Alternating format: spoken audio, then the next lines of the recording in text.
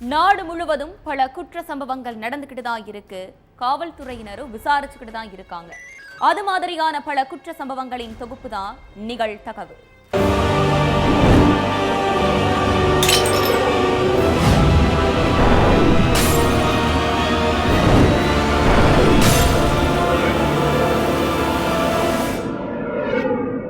நிகழ்தகவு. உடல்நிலை சரியில்லாததால் தனியார் மருத்துவமனையில் அனுமதிக்கப்பட்ட விமான பணிப்பெண் ஐசியூவில் வெண்டிலேட்டர் உதவியுடன் உயிருக்கு போராட்டம். நடுராத்திரியில் ஐசியூவுக்குள் நுழைந்து பாலியல் அத்துமீறலில் ஈடுபட்ட மனித மிருகங்கள். மூச்சு விட முடியாத நிலையில் இருந்த பெண்ணையும் விடாமல் தகாத முறையில் நடந்து கொண்ட அரக்கர்கள் சிக்கினார்களா? கேட்டாலே நடுங்க வைக்கும் கொடூர சம்பவம் வெளிச்சத்திற்கு வந்தது. எப்படி நடந்தது? என்ன?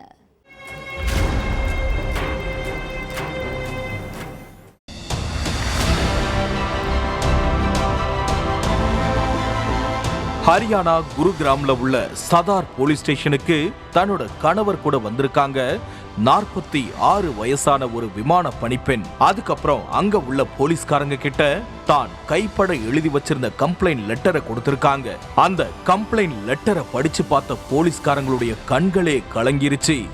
ஏன்னா அந்த பெண் அவ்வளவு பெரிய கொடுமையை அனுபவிச்சிருக்காங்க. குரு கிராம சேர்ந்த 46 வயசு பெண் தனியார் நிறுவனத்துக்கு சொந்தமான விமானத்துல பணிப்பெண்ணா வேலை பார்த்துட்டு இருந்திருக்காங்க. அந்த பெண் வேலை பார்த்த நிறுவனத்துல இருந்து ஊழியர்களுக்கு ஒரு வார பயிற்சி முகாமுக்கு ஏற்பாடு பண்ணியிருக்காங்க. அந்த பயிற்சி முகாமுக்கு போயிருந்தப்போ எதிர்பாராத விதமா அந்த பெண் குளத்துக்குள்ள தவறி விழுந்திருக்காங்க. கூட இருந்த சக ஊழியர்கள் அவங்கள உடனே மீட்டுட்டாங்க. ஆனாலும் தண்ணிக்குள்ள மூழ்கினதுல அவங்களுக்கு உடல்நிலை கடுமையா பாதிக்கப்பட்டிருந்திருக்கு. அதுவும் வீட்டுக்கு போன முதல் நாளை விட 2வது நாள் எழுந்திருச்சு நடக்க கூட முடியாத அளவுக்கு பயங்கரமா காய்ச்சல் வந்திருக்கு. உடனே அந்த பெண்ணை அவங்களுடைய கணவர் குருகிராம்ல உள்ள பிரைவேட் ஹாஸ்பிட்டல்ல அட்மிட் பண்ணியிருக்காங்க. ஹாஸ்பிட்டல்ல அட்மிட் ஆன நாள்ல இருந்து 3 நாளைக்கு அந்த பொண்ணால சரியா மூச்சு கூட விட முடியல. ஐசியூல அனுமதிக்கப்பட்டிருந்த அந்த பெண்ணுக்கு வெண்டிலேட்டர் உதவியால தான் மூச்சே விட முடிஞ்சது. ஐசியூங்கிறதால நைட்டு நேரம் கூட உறவினர்கள் யாரும் தங்குறதுக்கு கூட அனுமதி இல்ல. அதனால அவங்களுடைய கணவர் ஐசியூக்கு வெளியில உள்ள ஒரு ரூம்ல படுத்திருந்திருக்காரு. நைட்டு 12 மணிக்கு மேல ஐசியூல இருந்த பெண் வெண்டிலேட்டர்ல உயிருக்கு போராடிட்டு இருந்தப்போ ஹாஸ்பிட்டல்ல வேலை பார்க்கிற ஊழியர்கள் சிலர் ஐசியூக்குள்ள வந்திருக்காங்க. வெண்டிலேட்டர்ல இருந்த விமான பணிப்பெண்ணை பார்த்து அவங்களுக்குள்ளேயே தகாத வார்த்தையால பேசியிருக்காங்க. அதுக்கு பிறகு இந்த பொண்ணு மயக்கத்துல தான் இருக்காங்க, இந்த சான்ஸை நாம யூஸ் பண்ணிக்கலாம்னு சொல்லியிருக்கான் ஒருத்தன். அதுக்கப்புறம் ஐசியூல இருந்த ஹாஸ்பிட்டல் ஊழியர்கள் அந்த பொண்ணோட உடல்ல தகாத இடத்துல தொட்டு பாலியல் அத்துமீறல்ல ஈடுபட்டிருக்காங்க. கொஞ்ச நேரத்துல எல்லை மீறி போய் அவங்கள சிதைச்சு சின்ன பின்னமாக்கி இருக்காங்க. அப்போ மூச்சு கூட விட முடியாம தவிச்சிட்டு இருந்திருக்காங்க அந்த பெண். என்ன நடக்குதுன்னு தெரியாத அளவுக்கு முழு மயக்கத்திலையும் இல்ல, எழுந்திருச்சு கத்தி கூச்சல் போடவும் முடியாம அந்த பெண் அரை மயக்கத்திலேயே இருந்திருக்காங்க. நம்மளை பத்தி தப்பு தப்பா பேசிட்டு தப்பான இடத்துல தொட்டு தகாத முறையில நடந்துக்கிறது அந்த பொண்ணுக்கு நல்லாவே தெரிஞ்சும் அதை தடுக்க முடியாம அவங்க பட்ட கஷ்டத்தை வார்த்தைகளால விவரிக்க முடியாது. இதுல இன்னொரு மிகப்பெரிய கொடுமை என்னன்னா, ஹாஸ்பிட்டல் ஊழியர்கள் பாலியல் அத்துமீறல்ல ஈடுபட்டப்போ அவங்க கூடவே 2 பெண் செவிலியர்களும் இருந்திருக்காங்க. ஆனா அவங்க அந்த கொடூரத்தை தடுக்காம கை கட்டி வேடிக்கை பார்த்து ரசிச்சிருக்காங்க. இந்த கொடூரம் நடந்து 2 நாளைக்கு அப்புறம் தான் அந்த பெண்ணோட உடல்நிலை ஓரளவுக்கு சரியாகி இருக்கு. வெண்டிலேட்டர் உதவி இல்லாம நார்மலா மூச்சு விட ஆரம்பிச்சு உடல்நிலை தேறினதுக்கு அப்புறம்தான் தன்னோட கணவர்கிட்ட தனக்கு நேர்ந்த கொடுமையை பத்தி சொல்லியிருக்காங்க. மனைவி சொன்னதை கேட்டு அதிர்ச்சியில உறைஞ்சு போன கணவர் அதுக்கப்புறம் மனைவிக்கு தைரியம் சொல்லி இதை இப்படியே விடக்கூடாது, போலீஸ்ல கம்ப்ளைண்ட் கொடுத்து தப்பு செஞ்சவங்களுக்கு தண்டனை வாங்கி கொடுக்கணும்னு சொல்லியிருக்காரு. அதுக்கப்புறம் கணவனும் மனைவியும் சேர்ந்து தெரிஞ்ச வக்கீல் ஒருத்தர்கிட்ட பேசியிருக்காங்க. அந்த லாயர் சொன்ன ஆலோசனைப்படி சதார் போலீஸ் ஸ்டேஷன்ல போய் கம்ப்ளைண்ட் கொடுத்திருக்காங்க. அந்த புகார் அடிப்படையில வழக்கு பதிவு பண்ணி விசாரணையை தொடங்கின போலீஸ் முதல்ல பாலியல் அத்துமீறல் நடந்ததா சொல்லப்படுற நேரத்துல ஹாஸ்பிட்டல்ல டியூட்டியில யார் யாரெல்லாம் இருந்தாங்க அப்படிங்கிற லிஸ்ட ஹாஸ்பிட்டல் நிர்வாகத்துக்கிட்ட கேட்டிருக்காங்க. அதோட ஹாஸ்பிட்டல்ல உள்ள எல்லா சிசிடிவி கேமரா காட்சிகளையும் கேட்டிருக்காங்க. ஆனா எங்க ஹாஸ்பிட்டல்ல அப்படி ஒரு சம்பவமே நடக்கல. அந்த விமான பணிப்பெண் பொய் சொல்றாங்க. எங்க ஹாஸ்பிட்டலுடைய நற்பெயருக்கு களங்கம் விளைவிக்கிறதுக்காக நாடகம் ஆடுறாங்கன்னு ஹாஸ்பிட்டல் நிர்வாகம் போலீஸ் கிட்ட சொன்னதாவும், அதனால போலீஸ் கேட்ட சிசிடிவி டியூட்டி லிஸ்ட் எதையுமே கொடுக்க மறுத்துட்டதாவும் சொல்லப்படுது. குற்ற சம்பவம் நடந்திருக்கா இல்லையான்னு நாங்க விசாரிக்கிறோம், முதல்ல சிசிடிவியை காட்டுங்கன்னு போலீஸ் சொன்னப்பவும் ஹாஸ்பிட்டல் நிர்வாகத்துல இருந்து விசாரணைக்கு ஒத்துழைக்காம விதண்டாவாதமா பேசுறதா சொல்லப்படுது. அதனால குற்றவாளிகளை நெருங்க முடியாம போலீஸ் திணறிட்டு இருக்காங்க. அதே நேரத்துல உயிருக்கு போராடிட்டு இருந்த பொண்ணுன்னு கூட பார்க்காம மிருகத்தனமா நடந்துகிட்டவங்கள சீக்கிரமே பிடிச்சு தண்டனை வாங்கி கொடுப்போம்னு உறுதியா சொல்லியிருக்காங்க காவல்துறை அதிகாரிகள். வெளியூர் செல்வதாக கூறி வீட்டை விட்டு சென்ற கணவன் வீட்டை விட்டு வெளியேறியதும் காதலனை வரவழைத்த இளம் பெண் யூடியூபர். ரயிலை தவறவிட்டதால் பாதியிலேயே வீடு திரும்பிய கணவனுக்கு காத்திருந்த பேர் அதிர்ச்சி. மனைவி வேறொரு இளைஞருடன் தனிமையில் இருந்ததை நேரில் பார்த்த கொடுமை. அடுத்து நடந்த பகீர் சம்பவம் என்ன? காதலனுடன் சேர்ந்து கணவனை தீர்த்து கட்டிய யூடியூபரின் மனைவி சிக்கியது எப்படி?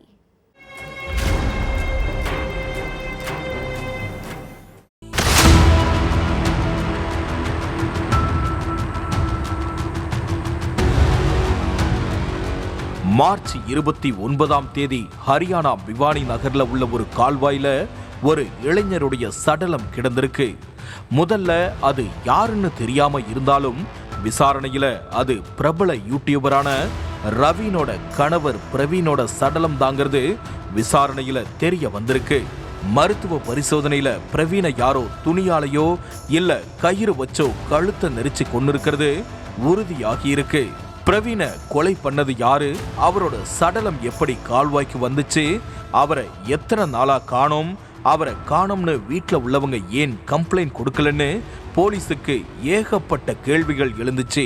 அந்த நேரத்துல தான் சடலம் கிடந்த கால்வாய்க்கு பக்கத்து தெருவுல இருந்த ஒரு சிசிடிவி காட்சி போலீஸ் கையில சிக்கி இருக்கு. அந்த சிசிடிவி காட்சியில மார்ச் 26 நைட்டு 12:30 மணிக்கு ஒரு பைக்ல 3 பேர் போயிட்டு இருந்திருக்காங்க. பைக்கை ஓட்டுனது ஒரு இளைஞர், நடுவுல ஒரு இளைஞர், பேக் சீட்ல ஒரு பொண்ணு உட்கார்ந்து இருந்திருக்காங்க. ஆனா கொஞ்ச நேரத்துக்கு அப்புறம் அதே பைக் திரும்பி வந்தப்போ அதுல 2 பேர் மட்டும்தான் இருந்திருக்காங்க. நடுவுல உட்கார்ந்திருந்த ஆளை காணோம். இந்த விஷயம் போலீஸுக்கு உறுத்தலை ஏற்படுத்தி இருக்கு. அந்த சிசிடிவி காட்சியை துருப்பு சீட்டா வச்சு விசாரணையை நகர்த்தினதுக்கு அப்புறம்தான் மர்ம முடிச்சுகள் அவிழ தொடங்கி இருக்கு. ஹரியானா பிவானி நகரை சேர்ந்த பிரவீனுக்கும் ரவீனாவுக்கும் 2017 கல்யாணமாகி இப்ப அவங்களுக்கு 6 வயசுல மகன் இருக்கான். பல ஊர்களுக்கு டூர் போறது, அங்க விதவிதமா போட்டோ வீடியோ எடுத்து போஸ்ட் போடுறதுன்னு ரவீனா சோசியல் மீடியாவில் ரொம்ப ஆக்டிவா இருந்திருக்காங்க. இன்ஸ்டாகிராம்ல அவங்களுக்கு 34,000க்கும் மேற்பட்ட ஃபாலோயர்ஸ் இருக்காங்க. யூடியூப்லயும் இன்ஸ்டாகிராம்லயும் ஒரு வீடியோ போஸ்ட் பண்ணாங்கன்னா அதுக்கு லைக்ஸும் கமெண்ட்ஸும் அள்ளுமாம். கடந்த 1.5 வருஷமா சோசியல் மீடியாவில் பயங்கரமா டெவலப் ஆகி பிரபல யூடியூபருங்கிற ரேஞ்சுக்கு போயிட்டாங்க ரவீனா. ஒரு நாள் வீடியோ ஷூட்டுக்காக வெளியூருக்கு போயிருந்தப்போ இன்னொரு யூடியூபரான சுரேஷ் கூட ரவீனாவுக்கு பழக்கம் ஏற்பட்டிருக்கு. நானும் யூடியூபர், நீயும் யூடியூபர், ஏன் நாம 2 பேரும் சேர்ந்து வீடியோ கிரியேட் பண்ணக்கூடாதுன்னு சுரேஷ் கேட்க அதுக்கு ரவீனாவும் ஓகே சொல்லியிருக்காங்க. அப்பத்துல இருந்து ரவீனாவும் சுரேஷும் சேர்ந்து ரீல்ஸ் எடுத்து வீடியோவா போஸ்ட் பண்ணிட்டு இருந்திருக்காங்க. அதுலதான் 2 பேருக்கும் நடுவுல நெருக்கம் ஏற்பட்டு திருமணத்தை மீறின உறவா மாறியிருக்கு. மகனை கூட கவனிக்காம சதா எந்நேரமும் இன்ஸ்டாகிராம் யூடியூப்னு செல்போனையே நோண்டிட்டு இருந்திருக்காங்க ரவீனா. அதுவும் இல்லாம அடிக்கடி போட்டோ ஷூட், வீடியோ ஷூட்னு வெளியூருக்கு போயிட்டு 2-3 நாள் கழிச்சுதான் வீட்டுக்கே வருவாங்களாம். நீ இப்படியே பண்ணிட்டு இருந்தா குடும்பம் என்னத்துக்காகும், பையனுடைய வாழ்க்கை என்னாகும்னு கேட்டு பிரவீன் ரவீனாவை சத்தம் போட்டிருக்காங்க. அதோட சுரேஷ் கூட ரவீனா ரொம்ப நெருங்கி பழகிறது ஆரம்பத்துல இருந்தே பிரவீனுக்கு பிடிக்காமலே இருந்திருக்கு. சுரேஷ் கூட பேசாத பழகாத, வீடியோ போஸ்ட் பண்ணணும்னா நீ மட்டும் தனியா ரீல்ஸ் பண்ணி வீடியோ போடு, எதுக்கு அவன் கூட சேர்ந்து வீடியோ போடுறன்னு கேட்டு பல முறை சண்டை போட்டிருக்காரு. ஆனா அதையெல்லாம் துளி கூட கண்டுக்காம தன் இஷ்டம் போல சுரேஷ் கூட ரீல்ஸ் போடுறது, வெளியூர் போறதுன்னு ஜாலியா இருந்திருக்காங்க ரவீனா. கணவன் மட்டுமில்ல, ஒட்டுமொத்த குடும்பமும் சேர்ந்து ரவீனாவுக்கு அட்வைஸ் பண்ணியிருக்காங்க. ஆனா அந்த அட்வைஸ் எல்லாம் ரவீனா ஒரு பொருட்டாவே மதிக்கல. இந்த சூழல்ல தான் வேலை விஷயமா வெளியூர் போறதா சொல்லி பிரவீன் வீட்டை விட்டு கிளம்பி இருக்காரு. ஆனா ட்ரெயினை மிஸ் பண்ணிட்டதால பாதியிலேயே வீட்டுக்கு திரும்பி இருக்காரு. வீட்டுக்குள்ள காலடி எடுத்து வச்சதுமே அங்க சுரேஷுடைய சத்தம் கேட்டிருக்குது. என்ன இதுன்னு சந்தேகத்துல பெட்ரூம்குள்ள போய் பார்த்தா அங்க ரவீனாவும் சுரேஷும் கணவன் மனைவி போல தனிமையில இருந்திருக்காங்க. எத்தனை நாளா சந்தேகப்பட்டது சரியா போச்சுன்னு சொல்லி ஆத்திரத்தோட உச்சிக்கே போன பிரவீன் மனைவி ரவீனாவையும் சுரேஷையும் அடிச்சிருக்காரு. அப்போ பிரவீன் அசந்த நேரம் பார்த்து ரவீனாவும் சுரேஷும் துப்பட்டாவால பிரவீன் கழுத்தை நெரிச்சு அவரை துடிக்க துடிக்க கொலை பண்ணியிருக்காங்க. இதெல்லாம் நடந்தது மார்ச் 26ஆம் தேதி பகல் 12 மணிக்கு. சடலத்தை இப்ப வெளியே எடுத்துட்டு போனா மாட்டிடுவோம்னு நினைச்சு நைட்டு வரைக்கும் வெயிட் பண்ணியிருக்காங்க. நைட்டு 12 மணி ஆனதும் சுரேஷோடைய பைக்ல பிரவீனோட சடலத்தை தூக்கிட்டு போக பிளான் பண்ணியிருக்காங்க. சுரேஷ் பைக் ஓட்ட நடுவுல பிரவீனுடைய சடலத்தை வச்சுக்கிட்டு பின் சீட்ல ரவீனா உட்கார்ந்து இருந்திருக்காங்க. வீட்டுல இருந்து 6 கிலோமீட்டர் தூரத்துல உள்ள ஒரு கால்வாயில பிரவீனோட சடலத்தை வீசிட்டு திரும்பவும் வீட்டுக்கு வந்திருக்காங்க. சொந்தக்காரங்க யாராவது பிரவீனை பத்தி கேட்டா அவர் வேலை விஷயமா வெளியூர் போயிருக்கிறதா சொல்லி சமாளிச்சிருக்காங்க. 3 நாளைக்கு பிறகு கால்வாயில இருந்து பிரவீனோட சடலத்தை போலீஸ் மீட்டதுக்கு அப்புறம் தான் மொத்த விஷயமும் வெளிச்சத்துக்கு வந்திருக்கு.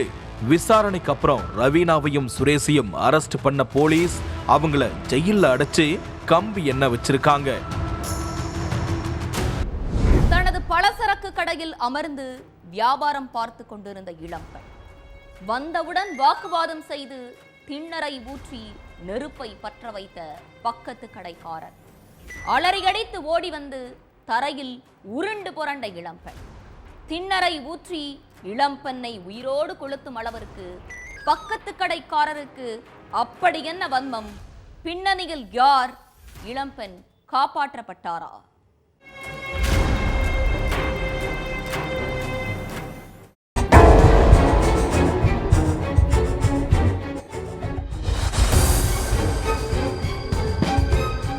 வழக்கம் போல தன்னுடைய பலசரக்கு கடையில இருந்து வியாபாரம் பார்த்துட்டு இருந்திருக்காங்க 32 வயசு இளம்பெண் ரமிதா. அப்போ கடைக்கு வந்த ஒருத்தர் அந்த பொண்ணுகிட்ட, என் பொழப்புல மண் அள்ளி போட்டுட்டு நீ மட்டும் உற்சாகமா வியாபாரம் பண்ணிக்கிட்டு இருக்கியா, என்ன மாதிரியே நீயும் வியாபாரம் பண்ண முடியாம வீட்டுக்குள்ளேயே முடங்கி கிடக்கணும், உன்னை நான் சும்மாவே விட மாட்டேன்னு வாக்குவாதம் பண்ணியிருக்காரு. அப்போ உன் மேல போலீஸ்ல கம்ப்ளைண்ட் கொடுத்தோம், நீ இன்னும் திருந்தலையா, என் கடையை விட்டு வெளியே போகலன்னா மறுபடியும் போலீஸுக்கு போன் பண்ணி கம்ப்ளைண்ட் கொடுப்பேன்னு சொல்லியிருக்காங்க அந்த இளம்பெண். அதுக்கு நீ உயிரோட இருந்தா தானே போலீஸுக்கு போன் பண்ணுவ, அதுக்குள்ள நான் தான் உன் கதைய முடிச்சிருவனே அப்படின்னு தன்னுடைய கையில ஒரு டப்பாவுல இருந்த ஏதோ ஒரு திரவத்தை எடுத்து ரமிதா மேல ஆவேசமா ஊத்தி இருக்காரு. தன் மேல என்ன ஊத்துறாருன்னு அந்த பொண்ணு சுதாரிக்கிறதுக்குள்ள தீக்குச்சிய பத்த வச்சு ரமிதா மேல வீசி இருக்காரு அந்த நபர். அடுத்த நிமிஷமே ரமிதா மேல நெருப்பு பத்திக்கிட்டு எரிஞ்சிருக்கு. காப்பாத்துங்க காப்பாத்துங்கன்னு கடையை விட்டு வெளியே ஓடி வந்து ரமிதா தரையில உருண்டதை பார்த்த அந்த வழியா போன மக்கள், பக்கத்து கடையில இருந்த மக்கள்னு அக்கம் பக்கத்துல உள்ளவங்க எல்லாரும் ஓடி வந்து ரமிதா மேல எரிஞ்சுக்கிட்டு இருந்த நெருப்பை அணைச்சிருக்காங்க. அதுக்கு பிறகு மங்களூர்ல உள்ள ஒரு தனியார் மருத்துவமனைக்கு ரமிதாவை சிகிச்சைக்காக அனுப்பி வச்சிருக்காங்க. கையோட போலீஸுக்கு போன் பண்ணின அந்த மக்கள், சார், ரமிதாவோட கடைக்கு வந்த ஒருத்தர் திடீர்னு ஏதோ ஒரு திரவத்தை அவங்க மேல ஊத்தி நெருப்ப பத்த வச்சிட்டாரு. அந்த நபரை நாங்க சுத்தி வளைச்சி பிடிச்சு வச்சிருக்கோம். நீங்க உடனே வந்தா கைது பண்ணிடலாம் சார்னு சொல்லி இருக்காங்க. அடுத்த நொடியே சம்பவ இடத்துக்கு ஜெட்டு வேகத்துல பறந்து வந்திருக்காங்க போலீசார். வந்த உடனே பொதுமக்கள் கிட்ட இருந்த அந்த நபரை மீட்ட போலீஸ், ஏற்கனவே உனக்கும் ரமிதாவுக்கும் பிரச்சனை இருந்தது, பல முறை வார்னிங் கொடுத்தும் நீ திருந்தாம கொலை பண்ற அளவுக்கு துணிஞ்சிட்டியான்னு ஒரு அதட்டு போட்டிருக்காங்க. அப்பதான் ரமிதா மேல ஏன் அந்த நபர் உயிரோட நெருப்பு வச்சாரு அப்படிங்கறதுக்கான காரணமே தெரிய வந்துச்சு. கேரள மாநிலம் காசர்கோடு பக்கத்துல உள்ள பேடகம் பகுதியில ரமிதா பலசரக்கு கடை வச்சு நடத்திட்டு இருந்தாங்க. அவங்க கடையை ஒட்டி தமிழ்நாட்டை சேர்ந்த ராமாமிர்தம்ங்கிறவரு பர்னிச்சர் கடை வச்சு நடத்திட்டு இருந்தாரு. கடனை உடனே வாங்கி பர்னிச்சர் கடையை ஆரம்பிச்ச ராமாமிர்தம் பொழப்ப பார்க்காம பொழுதன்னைக்கும் மது குடிக்கிறதையே பொழுதுபோக்கா வச்சிருந்ததோட பக்கத்து கடையில உள்ள ரமிதா கிட்ட போய் அடிக்கடி வம்பு இழுக்கிறதையும் வழக்கமா வச்சிருந்திருக்காரு. என் பர்னிச்சர் கடைக்கு வர்ற கூட்டத்தை விட பலசரக்கு கடையில தான் கூட்டம் சும்மா நிரம்பி வழியுது. அது சரி, பொண்ணுங்க இருந்தா தானே வாடிக்கையாளர்கள் கூட கடைக்கு ஆர்வமா வராங்க, ஆண்கள் இருந்தா கடையில ஈதான் ஆடுதுன்னு வாய்க்கு வந்தபடி பேசியிருக்காரு. உங்க வீட்டு பொண்ணு உங்களோட பர்னிச்சர் கடையில இருந்து வியாபாரம் பண்ணுனா இப்படித்தான் சொல்வீங்களா? அடுத்த வீட்டு பொண்ணுங்கள்னா மட்டும் இளக்காரமா போச்சான்னு கேள்வி கேட்டிருக்காங்க ரமிதா.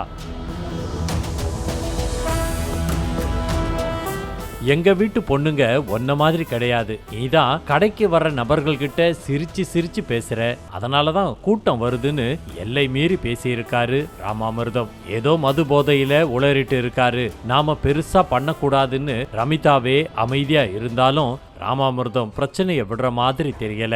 தினம் தினம் கடைக்கு வந்து கண்டபடி பேசியிருக்காரு. பொறுத்து பார்த்து ஒரு கட்டத்துல பொறுமை இழந்த ரமிதா ராமாமிர்தத்து மேல போலீஸ்ல போய் கம்ப்ளைண்ட் கொடுத்திருக்காங்க. அது மட்டும் இல்லாம ஆடியோ பதிவுகளோட சிசிடிவி கேமரா காட்சிகளையும் போலீஸ்ல கொடுத்திருக்காங்க. அதுல ரமிதாவை ராமாமிர்தம் எவ்வளவு கேவலமா பேச முடியுமோ அவ்வளவு கேவலமா பேசியிருக்காரு. அதை கேட்ட காவலர்களுக்கே ஒரு கணம் கோபம்தான் வந்திருக்குது. அடுத்ததா ராமாமிர்தத்தை ஸ்டேஷனுக்கு வரவழைச்ச காவலர்கள், ஒழுங்கா கடையை நடத்துறதா இருந்தா நடத்துங்க, இல்லன்னா கடையை நடத்தவே முடியாது, அதை புரிஞ்சுக்கிட்டு இனியாவது ஒழுங்கா இருங்க அப்படின்னு வான் பண்ணி அனுப்பியிருக்காங்க. அதுக்கு பிறகாவது வழிக்கு வருவாரு திருந்துவாருன்னு பார்த்தா போலீஸோட வார்னிங்லாம் எனக்கு பொறி உருண்டை சாப்பிட்ற மாதிரி அப்படின்னு வழக்கம் போல ரமிதா கிட்ட போய் பிரச்சனை பண்ணிக்கிட்டே தான் இருந்திருக்காரு. அதனால மறுபடியும் போலீஸ்ல போய் கம்ப்ளைண்ட் கொடுத்திருக்காங்க ரமிதா. இனி வார்னிங் வேலைக்கு ஆகாது, பனிஷ்மெண்ட் தான் சரியான பாடத்தை கத்து கொடுக்கும்னு முடிவுக்கு வந்த போலீஸ் ராமாமிர்தத்தோட கடையை பூட்டி சீல் வச்சிருக்காங்க. அது அவரை இன்னும் கோபத்தோட உச்சிக்கே கொண்டு போயிருக்குது. ஒயின் ஷாப்புக்கு போய் மூக்கு முட்டை மதுவை குடிச்ச ராமாமிர்தம் பர்னிச்சர் கடைக்கு பயன்படுத்தப்படும் தின்னரை எடுத்துக்கிட்டு ரமிதாவோட கடைக்கு போயிருக்காரு. என் கடையை பூட்டி சீல் வச்சுட்ட, ஆனா உன் கடையில மட்டும் வியாபாரம் சூடு பிடிக்குதா? உன் உடம்புல சூடு பட்டாதான் என் ஆத்திரம் அடங்கும் அப்படின்னு கையில இருந்த தின்னரை ரமிதா மேல ஊத்தி தீக்குச்சிய பத்த வச்சு அவங்க மேல வீசி இருக்காரு. அதுல நெருப்பு பத்திக்கிட்டு எரிஞ்சு இருக்குது. வலி தாங்க முடியாம அலறிக்கிட்டே கடையை விட்டு வெளியே ஓடி வந்து தரையில உருண்டு இருக்காங்க ரமிதா. அப்போதான் அக்கம் பக்கத்துல உள்ளவங்க நெருப்பு அணைச்சு ரமிதாவை ஹாஸ்பிட்டலுக்கு அனுப்பி வச்சுட்டு ராமாமிர்தத்தையும் மடக்கி பிடிச்சு போலீஸ்ல ஒப்படைச்சிருக்காங்க. என்னதான் உடனே ரமிதாவை ஹாஸ்பிட்டலுக்கு அனுப்பி வச்சாலும் அவங்க உயிரை காப்பாற்ற முடியல. தொழில் போட்டியில மனித மிருகமா மாறி ஒரு இளம் பெண்ணை உயிரோடு எரிச்சு கொலை செஞ்ச தமிழ்நாட்டைச் சேர்ந்த ராமாமிர்தத்துக்கு கேரள சிறையில தனி கவனிப்புக்கான ஏற்பாடு சிறப்பா செய்யப்பட்டிருக்கு. அந்த சிறப்பான கவனிப்பாவது ராமாமிர்தத்தை மனிதனா மாத்துமான்னு பார்க்கலாம். நடு வீட்டிற்குள் ரத்த வெள்ளத்தில் இறந்து கிடந்த முதிய தம்பதி. மூதாட்டி அணிந்திருந்த நகை, பீரோவில் இருந்த நகை, பணம் என அனைத்தும் மாயம். தோட்டத்தில் வேலை செய்து வந்த இளைஞர்தான் கொலையாளி என்பதை கண்டுபிடித்த போலீஸ் பல மாநிலங்களில் அலையாய் அலைந்து உத்தரகாண்டில் வைத்து கொடூரனை மடக்கி பிடித்த தனிப்படையினர். 7 ஆண்டுகளுக்கு பின் முடிவுக்கு வந்த வழக்கு. தமிழகத்தையே உலுக்கிய இரட்டை கொலை வழக்கில் குற்றவாளிக்கு கிடைத்த தண்டனை என்ன?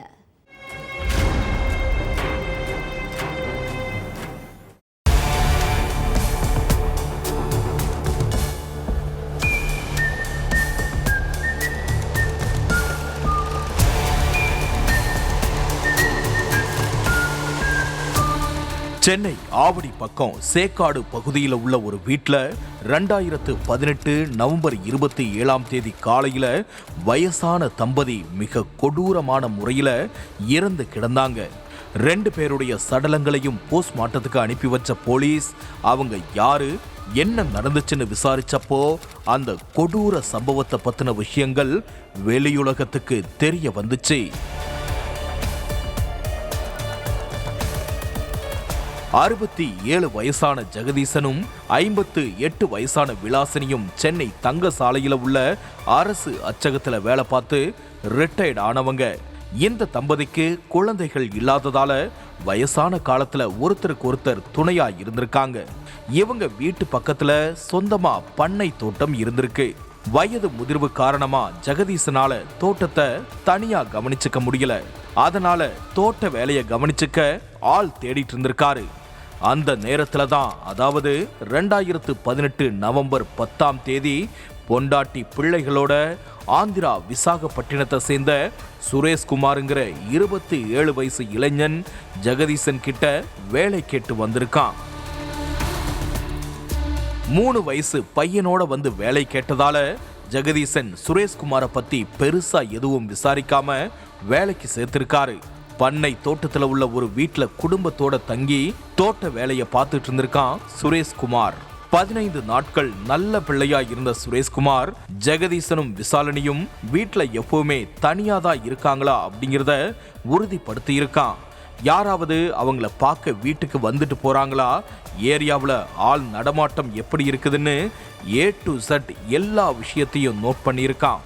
வேலைக்கு சேர்ந்து கரெக்டா 17ஆவது நாள், அதாவது 2018 நவம்பர் 26ஆம் தேதி நைட்டு 10 மணிக்கு மேல ஊர் அடங்கினதுக்கு அப்புறம் ஜெகதீசன் வீட்டுக்குள்ள கையில இரும்பு கம்பியோட அத்துமீறி நுழைஞ்சிருக்கான் சுரேஷ்குமார்.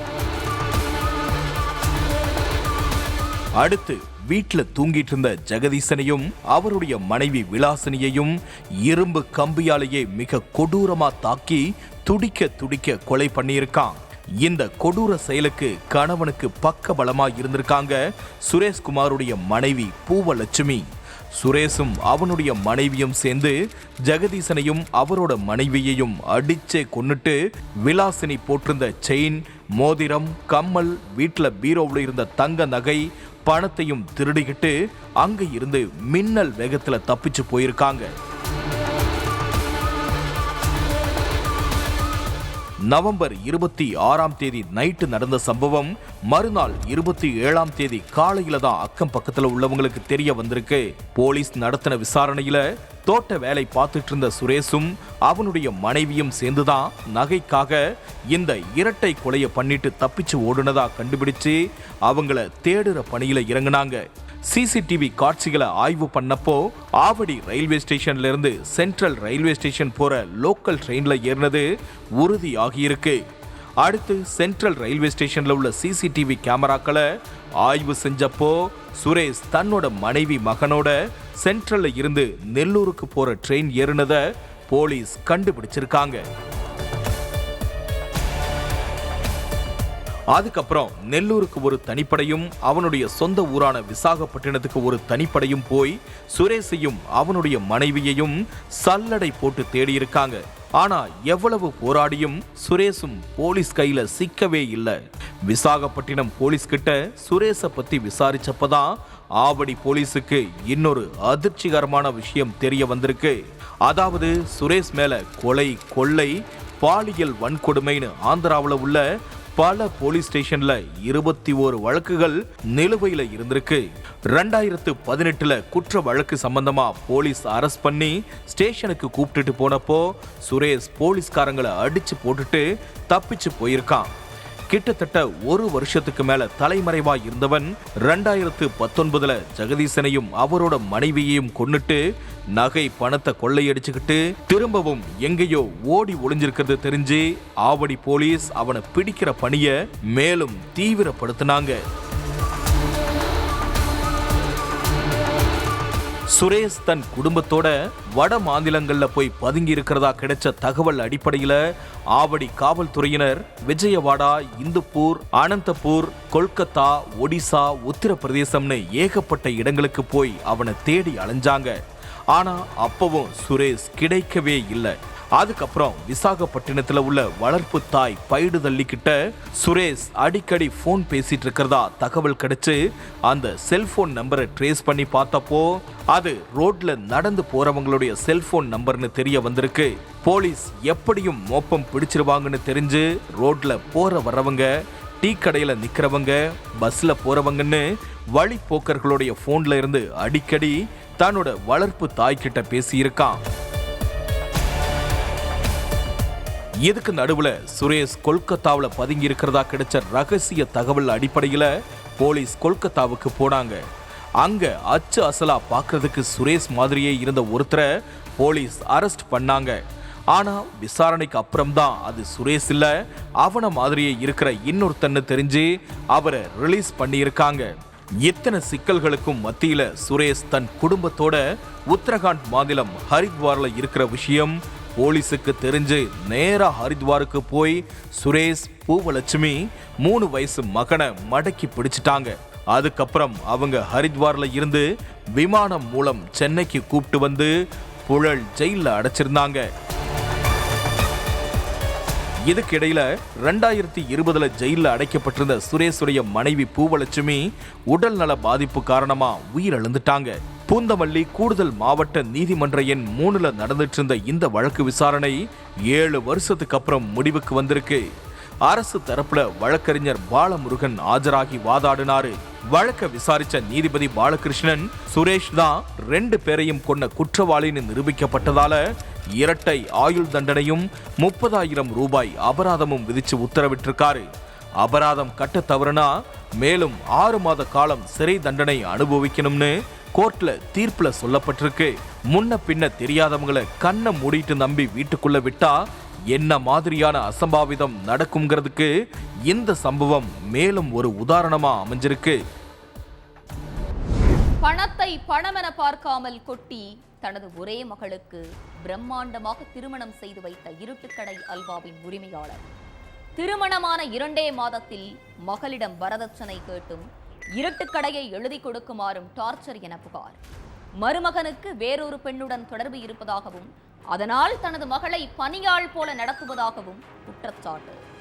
இருட்டுக்கடை அல்வாவின் உரிமையாளர் ஒரு பக்கம் அடுக்கடுக்காக குற்றம் சாட்டும் நிலையில் மருமகளின் செல்போன் நடுராத்திரி சினுங்கிக் கொண்டே இருப்பதாகவும் பியூட்டி பார்லர் செல்வதாக கூறிவிட்டு மணிக்கணக்கில் வெளியில் சுற்றும் மருமகளின் வேண்டாத வேளை வெளியில் வந்துவிட்டதால் நாடகமாடுவதாக சம்மந்தியும் பரபரப்பு புகார்.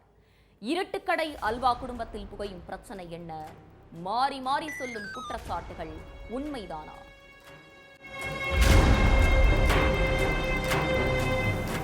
திருநெல்வேலி சீமையோட அடையாளமே இருட்டுக்கடை அல்வாதான். அப்படிப்பட்ட புகழ்பெற்ற இருட்டுக்கடையோட ஓனர் கவிதா சிங் தன்னோட பொண்ணு வாழ்க்கையே போச்சுன்னு கமிஷனர் ஆபீஸ்ல புகார் கொடுத்திருக்காங்க. கோவையை சேர்ந்த வழக்கறிஞர் யுவராஜ் சிங்கோட மகன் பல்ராம் சிங்குக்கும் கவிதா சிங்கோட மகள் கனிஷ்காவுக்கும் கடந்த பிப்ரவரி மாசம் கல்யாணம் நடந்துச்சு. பணத்தை பணம்னு பார்க்காம கொட்டி தன்னோட மகள் கனிஷ்காவுக்கு மிக பிரம்மாண்டமா கல்யாணம் பண்ணி வச்சாங்க கவிதா சிங்.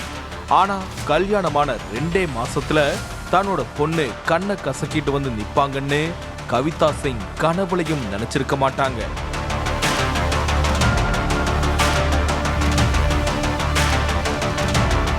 யுவராஜ் சிங் என் பொண்ண மருமகளா ஆக்குனதே எங்களுடைய பரம்பரை பிசினஸ் அடையணுங்கிறதுக்காக தான் அப்படிங்கிறது எங்களுக்கு இப்பதான் தெரியுதுன்னு குரல் உடைஞ்சு போய் பேசின கவிதா சிங், பணத்துக்காக கனிஷ்காவை கல்யாணம் பண்ணிக்கோ, அடுத்து நீ மனசுக்கு பிடிச்ச யார் கூட வேண்டுமானாலும் வாழுன்னு யுவராஜ் சிங் சொன்னதாவும் குற்றம் சாட்டியிருக்காங்க. என் பொண்ணு தாலி கட்டின அடுத்த நிமிஷமே இருட்டு கடைய அவர் பேருக்கு பல்ராம் சிங் எழுதி கேட்டதா சொன்ன கவிதா சிங், பல்ராம் சிங்குக்கு திருமணத்துக்கு முன்னாடியே ஒரு பொன் கூட தகாத உறவு இருந்ததாவும் அதை மறைச்சுதான் என் பொண்ணை கல்யாணம் பண்ணிக்கிட்டதாவும் அந்த பொண்ணு கூட இப்ப வரைக்கும் பல்ராம் சிங் நெருங்கி பழகிக்கிட்டு இருக்கிறதாவும் சொல்லியிருக்காங்க. அது மட்டுமில்லாம அந்த பொண்ணை அடிக்கடி வீட்டுக்கு அழைச்சிட்டு வந்து என் மகளை அந்த பொண்ணுக்கு அடிமை வேலை செய்ய சொல்றதாவும் குற்றம் சாட்டியிருக்காங்க.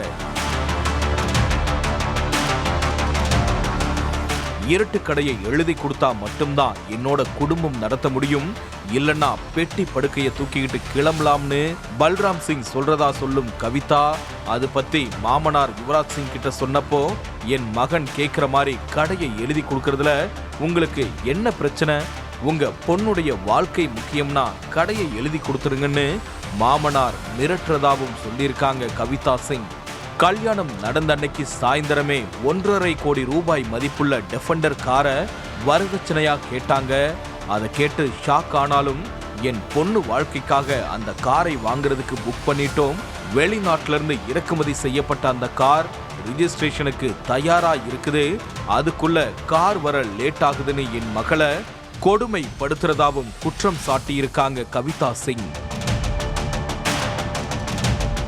இருட்டு கடையை எழுதி கேட்டு என் மகளை உடல் ரீதியாவும் மன ரீதியாவும் சித்திரவதை செஞ்ச பல்ராம் சிங், பெத்த எங்க கிட்டயே எதையும் சொல்லக்கூடாது, மீறி சொன்னா கொலை பண்ணிருவன்னு மிரட்டுறதா சொன்ன கவிதா சிங், பல்ராம் சிங்கோட அப்பாவுக்கு அரசியல்வாதிகளோட சப்போர்ட் இருக்கிறதா சொல்லியிருக்காங்க.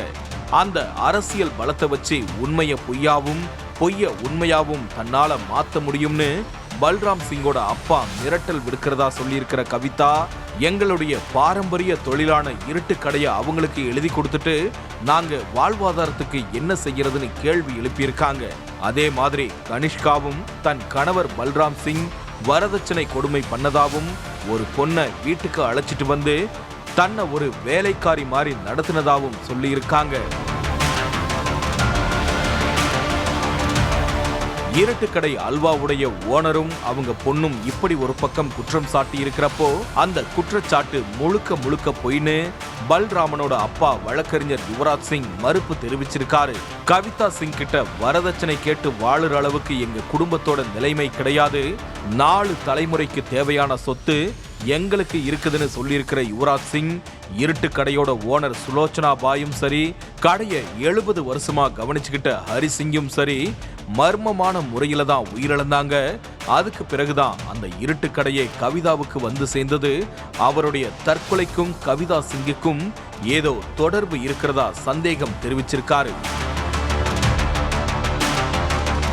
இருட்டு கடை அவரோட கைக்கு வர்ற வரைக்கும் ஒரு மெக்கானிக்குடைய பொண்ணுதான் கனிஷ்கா. சாதாரண குடும்பத்துல சம்பந்தம் செய்யணும்னு தான் என் மகனுக்கு அந்த பொண்ணையே கல்யாணம் பண்ணி வச்சேன்னு சொன்ன யுவராஜ் சிங், நடு ராத்திரி கனிஷ்காவுக்கு நிறைய போன் கால் வர்றதாவும் அதை என்னோட மகன் கேட்டதாவும் அதுதான் மொத்த பிரச்சனைக்கும் ஆரம்பம்னு சொல்லியிருக்காரு. அதே மாதிரி பியூட்டி பார்லர் போறேன்னு வெளியே போற கனிஷ்கா 4-5 மணி நேரம் கழிச்சுதான் வீட்டுக்கு வருவாங்க. ஒரு கணவரா அதை என் மகன் கேட்டான்னு சொன்ன யுவராஜ் சிங், தனது மகளுடைய வேண்டாத வேலை வெளியே தெரிஞ்சதால கவிதா சிங் பொய்க்கு மேல பொய் சொல்றாங்கன்னு குற்றம் சாட்டியிருக்காரு. கனிஷ்காவுக்கு ஏற்கனவே 3 முறை நிச்சயமாகி நின்னு போச்சுன்னு சொல்லியிருக்கிற யுவராஜ் சிங், என் மகனை வீட்டோட மாப்பிள்ளையா வர சொன்னாங்க, அதுக்கு என்னுடைய மகன் மறுத்ததுதான் அவங்களுடைய கோபத்துக்கு காரணம்னு சொல்லியிருக்காரு. ஏற்கனவே கவிதாவுக்கு கடன் பிரச்சனை, மனநோயின்னு நிறைய இருக்கிறதால தன்னோட பொண்ணுடைய நடத்தையும் சேர்ந்து அவங்களை இப்படி மாத்திட்டதா சொல்லியிருக்காரு. இருட்டுக்கடை அல்வாவுடைய ஓனரும் அவரோட சம்பந்தியும் இப்படி மாறி மாறி அடுக்கடுக்கா குற்றம் சாட்டி இருக்கிறதால தீவிர விசாரணை நடந்துட்டு இருக்குது. விசாரணை முடிஞ்சாதான் உண்மையிலேயே இருட்டுக்கடை அல்வா குடும்பத்தில் புகையும் பிரச்சனைக்கு ஒரு முடிவு தெரியும். ஒவ்வொரு குற்றங்களின் முடிவும் சட்டத்தின் கையில். விசாரணை தொடரும். பார்க்கலாம் அடுத்த நிகழ்தகவில்.